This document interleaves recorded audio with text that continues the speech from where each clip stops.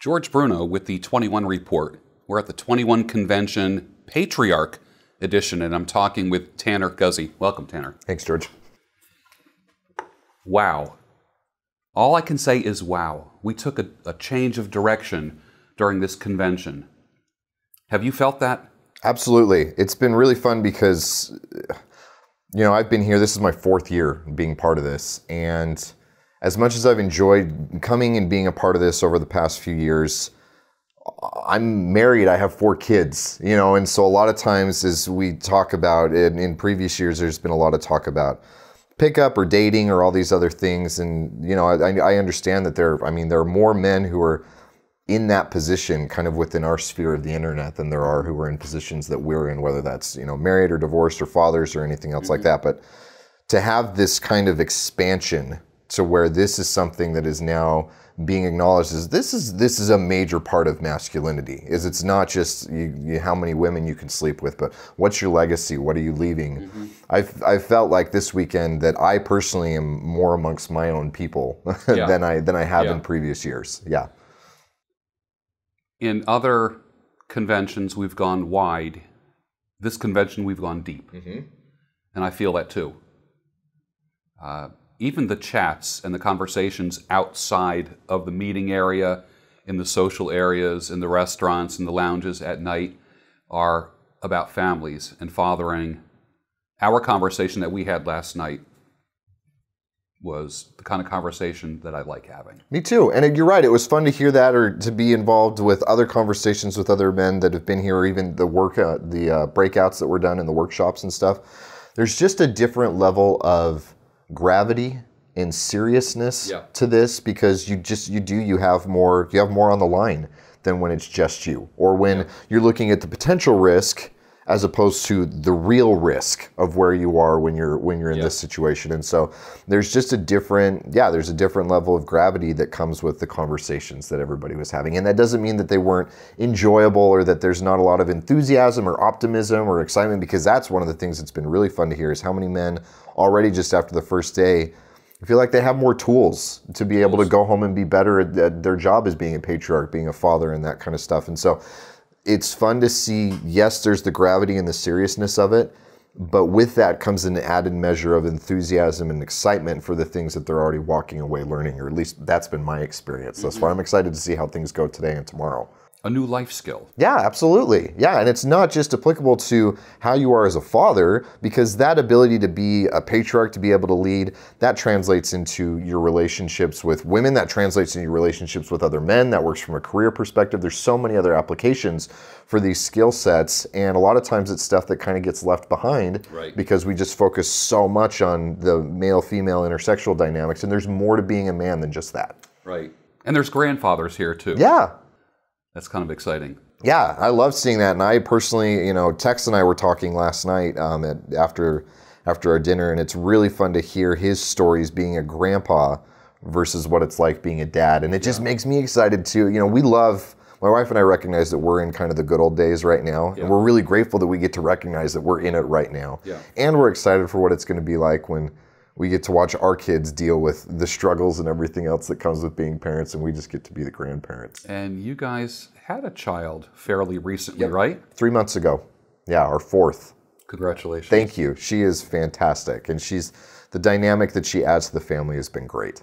Oh, that's wonderful. Yeah. We chatted last night about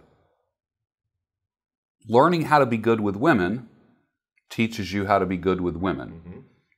Learning how to be good with people teaches you how to be good with men and women. Right. I like the idea of learning how to be good with people. Yeah, I do too, because there's no reason to, there's certain things that you need to do to specialize, but it's really interesting to start with a specialization as opposed to a broader skill set and then niching down, especially because I don't know any men who don't deal with other men. Right? You know, like you don't get to live in this bubble where the only people you deal with are women, and it's only women that you're romantically interested in. That's it. So of course it's going to behoove you and benefit you to get good at interacting with people. And then if that still doesn't translate well enough to your dating and relationships, then niche down further and get better at that. But start off with just general people skills and then go from there. All right, so being a father of 4, what is the oldest child you have? She's about to turn 7. Okay. And what is the breakdown of male-female children? I have 3 daughters and 1 son, and my son is the second one. Okay. So we got to make more. Yeah. Everybody, all my wife, my daughters, everybody wants more boys. Yeah. So we got to keep going. I was talking yesterday, and I said, as we all know, that men and women are different, which also means that boys and girls are different. Yep. How have you seen that your boy is different than your daughters? Man, in a lot of different ways. One of the ones that's the more fun is how he engages physically with me. My son loves to fight and loves to wrestle. And I'm actually very grateful for being involved in this community and being able to recognize that that's just normal, healthy male behavior instead of something that needs to be curtailed, because my son, you know, he's 5. He doesn't necessarily understand all the boundaries about it yet, and he and I play pretty rough. You know, he's now old enough where I can like give him a dead leg and you'll watch him. It hurts a little bit, but he also wants to think it's funny and be brave and everything. And then he'll have times where he'll come up and he'll be like, "Dead face," and sock me in the face. It's like, okay, that's off limits. We gotta set the boundaries here and everything. My daughters, as much as they love to kind of wrestle on the bed or have me throw them around, the aggression component of it, it's not there. Right. There's just not that desire to see how far they can push me, or to see how far they can push themselves. They just love to be tickled and just love the physical contact and that kind of stuff. Whereas my son really likes to push it and see where that is. And so it's really fun to get to understand that that doesn't mean that he's broken. Yeah. It just means he's a boy. And rather than trying to squash that, we just have to channel it and help him understand that it's like, you don't get to play with mom or with your sisters the way you play with dad or with your friends. And there are certain things, you don't punch somebody in the stomach, you don't punch them in the face, you can hit them in the arm or something else like that, and you both have to understand that you're wrestling and that it's fun, and teaching him how to navigate all of this and helping him learn when things don't go well, how to navigate all of it. It's a blast to get to do that with him. Other things are that all of my daughters, when they play on their own, you were talking about this yesterday. I really appreciated this in your speech because it was fun to acknowledge this. They will play pretend, and they will do voices and, "Hi, are you good? Yeah, I'm good," and, you know, do all this kind of cute stuff. And my son, he just makes noises because he's driving cars or doing stuff, and it's just a totally different way of playing. So it's fun to see that. It's going to be really fun to see how those changes expand and broaden as they get older and what that's going to be like.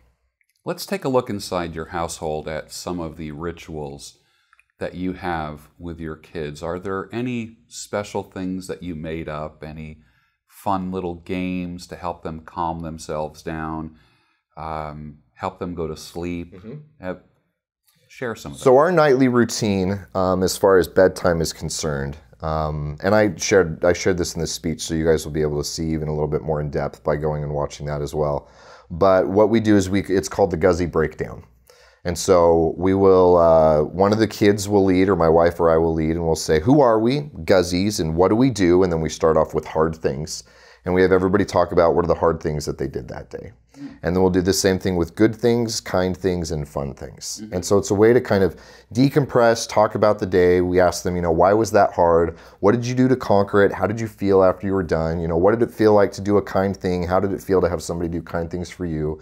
We go out of our way to, my wife and I, a lot of times forget to do fun things. And so it's a really good reminder that even if it's me just taking another 5 minutes to play dolls with one of my daughters or to wrestle with my son or something else, that they need to understand that mom and dad are not just all work and no play, but that we need to do fun things as well. So we'll do that, then we'll say prayer together as a family, and then we'll do a bedtime story. And I love to read to the kids. I love to get into it and do voices and everything else like that. And then they'll often do... you know, my son sleeps in his own room, my daughters are in a room together, and so they'll read themselves, especially because my 2 oldest know how to read, and so they'll read together and do that kind of stuff, and then it's pretty peaceful after that. There's a few nights where somebody will come out and, "I need a drink," or "I need this," you know, we kind of gotta get them through that, but for the most part, it's a pretty good routine to just kind of get everybody finished for the night.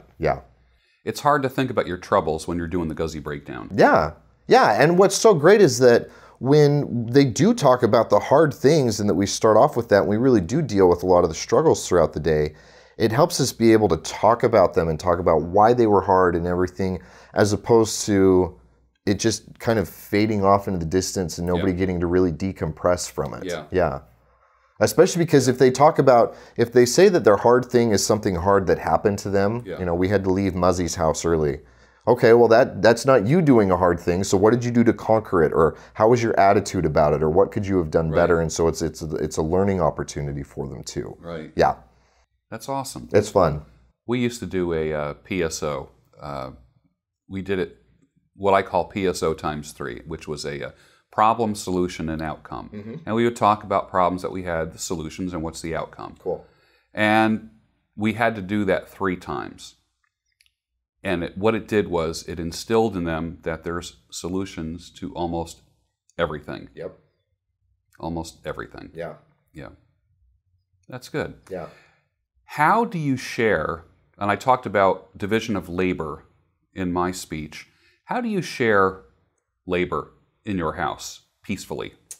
It helps that we are part of a fairly traditional culture. It helps that my wife and I are on the same page as far as I'm not a begrudging patriarch from my perspective, and she doesn't resent that in me either. Yeah. And so it is very much a kind of a traditional division of labor where my wife cooks and she cleans and does dishes and stuff like that. She's the one who does and folds the laundry and that kind of stuff. I'm responsible because I work from home and I don't necessarily get to like clock in and clock out. A lot of what I do is stuff that's related to work a lot of the time. Yeah. But even things like I'm the one who takes out the garbage, I'm the one who does the yard care and takes care of that kind of stuff. And so it is a pretty good division. At the same time, you know, there are times when, especially now because we have a 3-month-old, like we don't get the luxury of a lot of that division of labor happening the way it should because she's nursing a lot of the time. And so if she's nursing and I'm just sitting on the couch and laundry needs to be folded, I'm not going to go red pill Rambo. I love that term.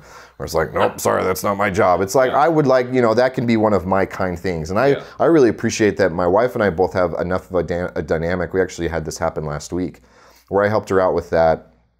And she kind of apologized to me and she said, I hope you don't resent me that I can't do all this. And I'm sorry that I can't do all this. And it's like, no, trust me. I know, you and I both know that this is not a slow creep into this now becoming my responsibility. Right. But it's me having an opportunity to do something kind for you because I know that your workload is much bigger than it will be in 6 months when she's sleep trained or she's not nursing as frequently or what it was 6 months ago before we even had her. So we're adaptable while we still have kind of that traditional division of labor as well.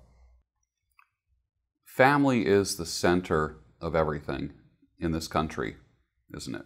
Absolutely. Why do you think that is? Because family is where both good and bad behavior are modeled. Family is where culture stems from. It doesn't happen on a macro scale and then shrink in. It starts on a smaller scale and then grows out. And the idea that it's so crazy to me that somehow it's this revolutionary or rebellious or offensive idea that in order to raise healthy boys and girls, they need to have a man and a woman as parents in their lives so they can understand the complementary nature of the sexes. Yeah. That just seems so simplistically common sense, and the idea that people get so upset by that it's crazy to me. But it really is. Like, if you want your kids to know how to deal with men and women, they need to be in the home with men and women. Right. They need to see mom and dad have a healthy relationship and how they interact with each other. They need to see the complementary nature of it. The fact that mom tends to lean towards security, dad tends to lean towards freedom and expansion. And those are good things. And if parents can be on the same page on that and even acknowledge that there are times when I want to push the kids harder, and my wife will want to comfort them more or do something else, and we both kind of talk about it and recognize it's like, well, in this case, we should probably lean more towards comfort, or in this case, it's no, we should lean more towards let them do it and let them deal with the consequences. Yeah. But we work as a team on that kind of stuff. And so even the fact that our kids get to see teamwork, How do you not have a functioning society when you have a functioning nuclear family and you teach those skills and you have those behaviors modeled, and then it just gets to expand outward from there? Because it really is it's a microcosm for all other human interaction. We were talking about guys just being good with women, but you get good with people when you live in a good intentional nuclear family. Right. Yeah. I talk to some guys and I'll say, oh, so do you have any children? That's part of my, if I'm meeting somebody for the first time or socializing, and I get to know them a little bit by getting them to share a little bit. And so do you have any children? And they'll say, no. And then there's so many people that feel the need to add this. I wouldn't want to raise children in today's world. Mm-hmm. And that always has rubbed me the wrong way. How would you react to that, and what do you think of that? I mean, morally, we're in a pretty weird, corrupt time, but we still live in a pretty great time in all of human history. And there will never be an ideal time because, I mean, you go back to when my parents were born and things were great. It was post-war and everything else. But if you understand the way that history works in these big cycles, you understand that you have kids being born into a time where there's going to be a lot of moral rot because of how easy their lives are. Or they were brought up in times during war, and it's like, well, how am I supposed to bring kids into this world? Because they could physically be dealing with things. There's never been, and there never will be, an ideal time to raise children. There's always going to be a risk. And I think a lot of times that's more used as self-justification as opposed to a real reason. It's something that they bring in after the fact, as opposed to, it's like, I would really, really, really, really like to have kids, but I just can't justify it with the way the world's. I don't think it works like that for most people. Yeah. That's responding to the world with fear. Exactly. I think. Yeah, and there will always be something to fear in the world. Always. And dropping out. Yeah. I made a comment yesterday in my speech, knowing that it wasn't the audience that needed to hear this, but those that will watch the speech in the future, especially a lot of the past 21 convention people, the pickup artist guys and all those guys, that the highest and best use of your sex organ is to make babies. It's not all about just recreational casual behavior. Right. Comment on that.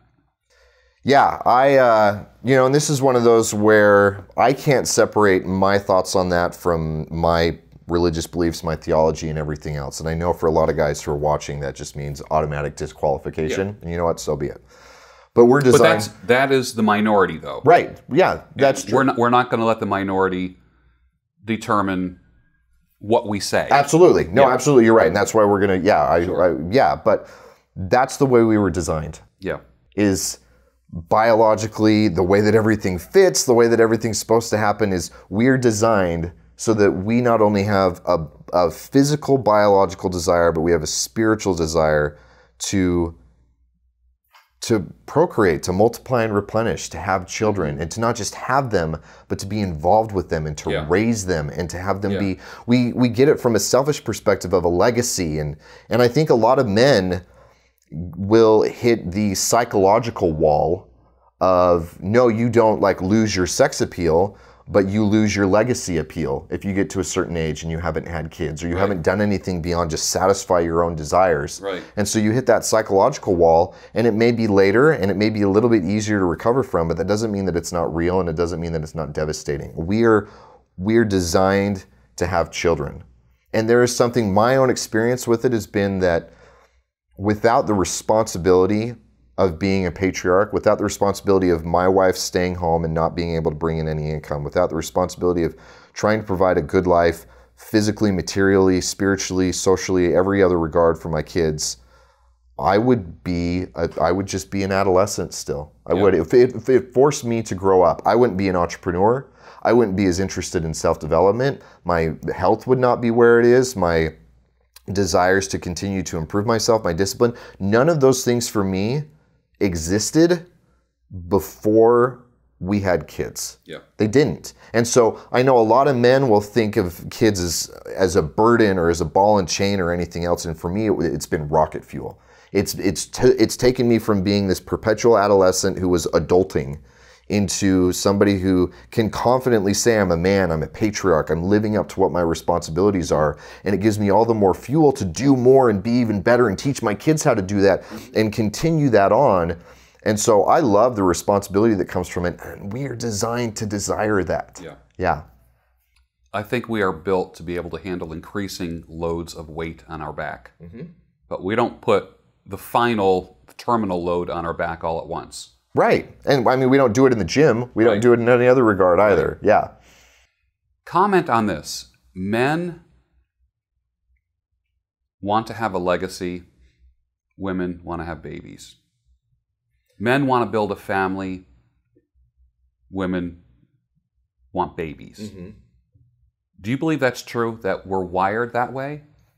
Well, I do. I think that there's a way that can be misinterpreted, and it can go a little bit too easy, where it's just, okay, well, I had my baby and now I don't want to do anything else, or my only concern for the baby is how it elevates my status and that the other moms think that I've got a cute baby or anything like that. I don't think that that's the case. But I do think that it's very interesting, and I think even that applies to the differences between men and women, where for most men, I mean, I was this way with my oldest, where it took me about 6 months to really develop a real love and affection for her. And obviously there was that protective desire and everything there, but to really get to know her, she was about 6 months in, and it's been fun as we've had more to watch that age get slowly younger. Yeah. But I think one of the things that's really interesting is from the time they're born until the time they're about 7 or 8, mom is primary, and she's supposed to be. Because it's protection, it's building, it's all this other stuff. And then as they get to that age and they start to go out into the world, then dad is supposed to be primary. And I think that really ties into this idea that women have this desire for the baby phase and to be involved with babies and everything, because that's where they're the most needed and that's where they're the most competent and capable in raising children. Obviously, dad is still present, but he's secondary in that regard. And then it should be this shift, and it hasn't been. And we need to make that shift. Yeah. Because that's what makes men better, that's what makes kids better, and that's also what makes women better, is when we can watch that shift happen where dad becomes primary. Then it becomes, how do you represent our name? How do you carry out our legacy? How do you become the best version of yourself, as opposed to you get to stay home and have things be easy and be in your bubble or anything else? Yeah. So I would say that I do agree with that, but it's not one to the exclusion of the other, but it's who primarily is interested in one and who primarily is interested in the other. Interesting. Yeah. You were into boxing for a while? Tell us about that. So I had my first fight about 7 months ago, and this actually ties into what we've been talking about, because I had never been in a fight in high school or anything else like that. You know, I had not really ever been engaged in any sort of physical violence. And I felt like I don't want, if I have to do something with my kids to protect them, to protect my wife or something else, I don't want my first time having to deal with any sort of violence to be a time when it really matters. Yeah. I want some sort of familiarity with this and what it feels like.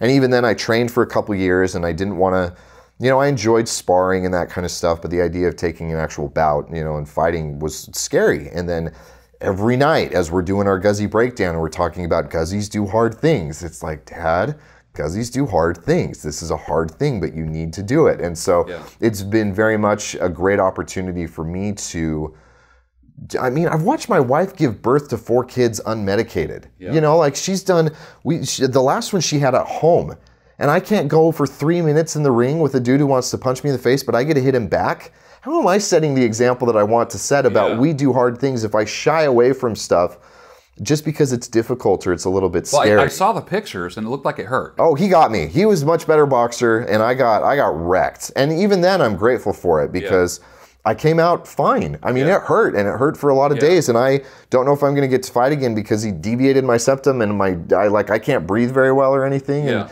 I mean, there's real consequences to it. I think I'm going to start doing jiu-jitsu. But I'm really grateful for it, and my wife is grateful for it, and I hope one day my kids are grateful for it, because dad does hard things too. I have to lead by example, and I can't do that if I tell my kids that they have to do things that they're afraid of that are good for them, if I'm not willing to do that as well. Speak to the person watching there about fatherhood, about being a parent. Speak to the guy who says, I wouldn't want to raise children in this world. Give him some hope. The best thing that I can tell you as far as offering some hope is that as crazy as the world is, you have more control over your dynamic than you think you do. If you are the caliber of man who's willing to do the work, willing to create an intentional family, willing to do the kind of things that are necessary, then one, you'll attract the kind of woman who actually is interested in following your lead and becoming part of your team, as opposed to it being this conflict of the sexes. Two, it'll give you an opportunity to create a culture and a family dynamic that's going to be conducive to actually raising healthy kids. And then three, it will allow you to continue to expand in your own beliefs and in your own growth until you can find other people who are similar. And then you can become part of a broader and a bigger culture that leads to all that as well. Right now, you probably feel alone in your desire to become a better version of yourself because we live in a world of people who don't. We just want to be more comfortable. We don't want to be better. But if you keep doing the work and you keep building towards not just being a better version of yourself, but living up to your full potential, which really is fatherhood and legacy and everything else, you'll find the opportunities to do it.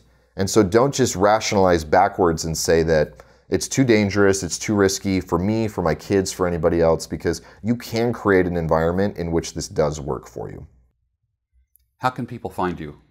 Best way is masculine-style.com. That's my site. I love that we didn't even talk about style stuff. But if you want to hear more about this stuff, the best way is on Twitter. It's @TannerGuzy because I talk about fatherhood and self-development and all that kind of stuff there. So follow me on Twitter. Great talk, Tanner. Thanks, George.